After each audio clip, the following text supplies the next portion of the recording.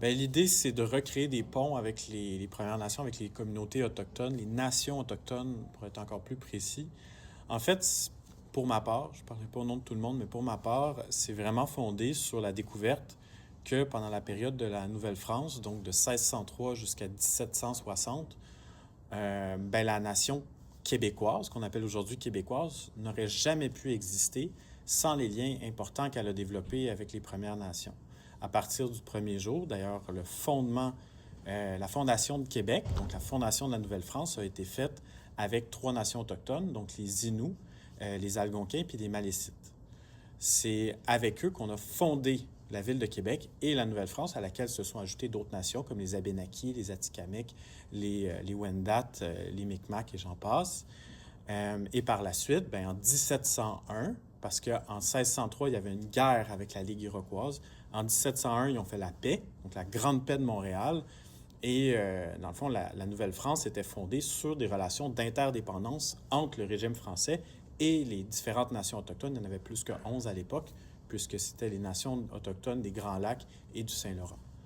Donc, en connaissant justement ces rapports-là qui étaient qu'on nous enseigne pas vraiment à l'école d'ailleurs, ben moi je me suis dit il y a quelque chose qui nous manque dans ce qu'on est nous comme peuple.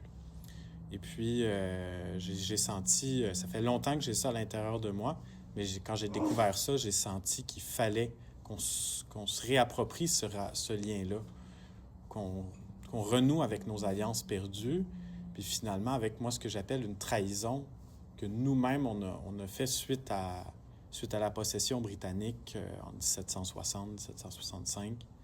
Et ensuite, il y a toutes les horreurs qui se sont produites là, sous ce régime-là, auquel le Québec a en partie participé. Pour qu'est-ce qui est des systèmes autochtones, je ne suis pas du tout un expert des systèmes autochtones, comment est-ce qu'ils fonctionnaient.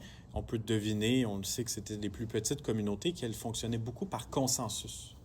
D'ailleurs, dans le livre que j'ai écrit, La différence québécoise, je parle de la fibre consensuelle du Québec. On dit souvent que les Québécois sont consensuels et on dit que le Québec, bon, hérite beaucoup de ses traits de la France ou de la Grande-Bretagne, mais le caractère consensuel, on ne sait pas trop d'où ça vient. Ben, moi, je l'attribue davantage à l'influence des cultures autochtones avec lesquelles, on le rappelle, on a vécu 160 ans.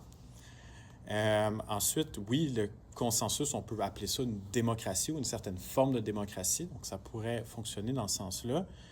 Puis, évidemment que le régime canadien dans lequel on a forcé les Autochtones de s'inscrire, qui est le régime des conseils de bande, évidemment que ça ne correspond pas du tout à leur façon de vivre. Je ne peux pas parler au nom des nations autochtones, au nom de toutes les bandes. Il y en a peut-être pour qui ça convient mieux que d'autres. Je ne vais pas aller jusque-là. Par contre, je sais très bien qu'il y a beaucoup d'Autochtones qui sont très insatisfaits de ce système-là, qui trouvent que les représentants ne sont pas légitimes, qu'à leurs yeux, ils n'ont pas de légitimité.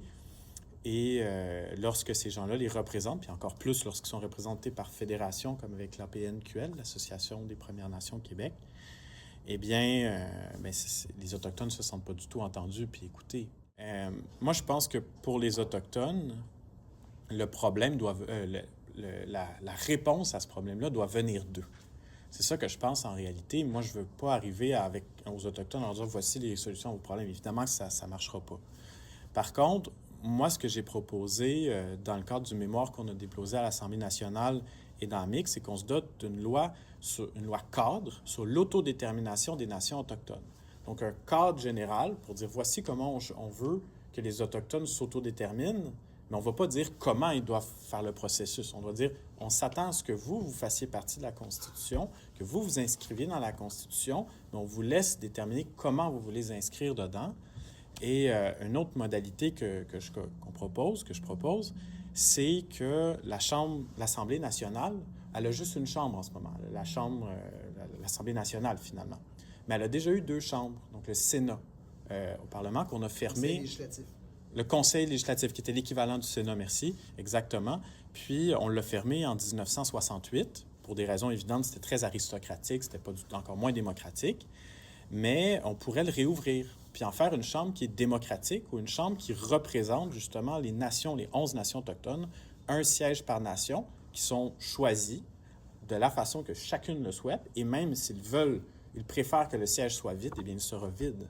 C'est à eux de déterminer comment se doter de ces représentants-là, Puis on peut aussi ajouter des sièges qui représentent les différentes régions du Québec. C'est pour ça que j'appelle cette chambre-là la Chambre des régions et des nations.